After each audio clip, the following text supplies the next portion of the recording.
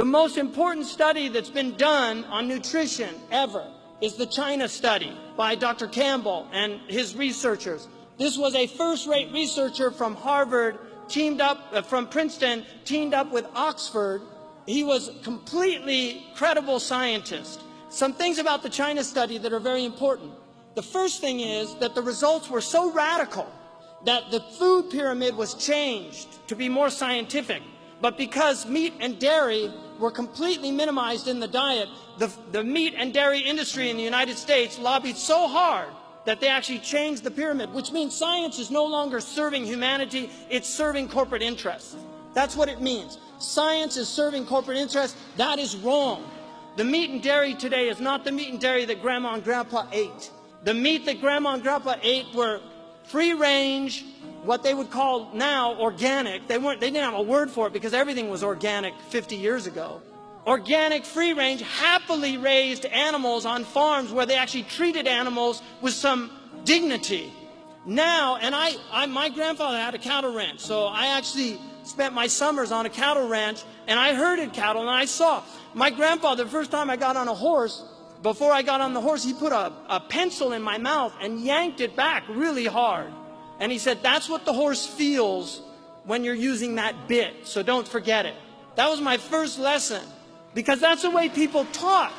They had respect for their animals. In the book of Zuhd, one of the Sahaba used to go out and put breadcrumbs on the anthill that was near his house, and one of the Tabi'een asked him what he was doing. He said, I don't want them testifying against me on Yawm al-Qiyamah that I didn't fulfill the rights of the neighbor. I mean, this is an anthill. What kind of psychology did these people have? It's a different world they were living in. Sayyidina Umar, during his Khalifa, prohibited eating meat every day. This is a fact.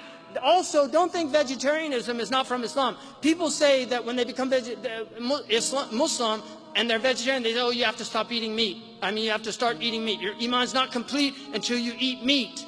That's what they say. And then they give them the biryani and welcome to Islam. Sayyidina Umar said, إِيَّاكُمْ وَاللَّحْمِ فَإِنَّ لَهُ ضَرَاوَةَ كَضَرَاوَةِ الْخَمْرِ.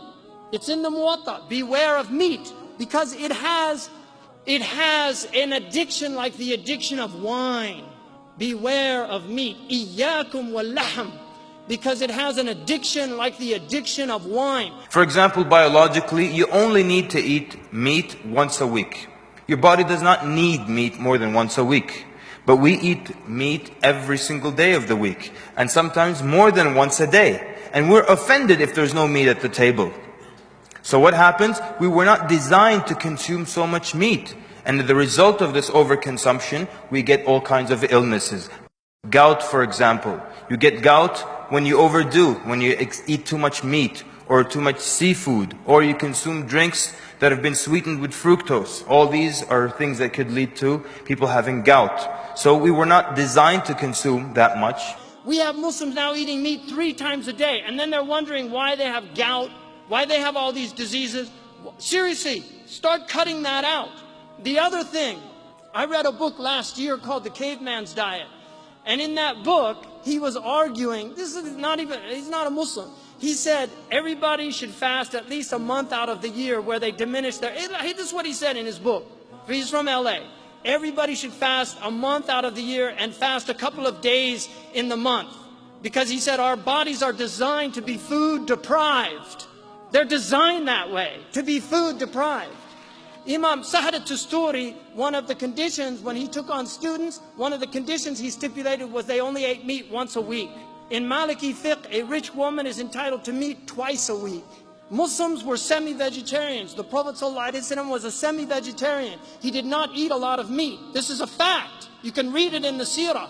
2 months they would see no smoke came out of his chimney. And they would say, what were you eating? They said, Al-Aswadain. It's in the Sahih collection.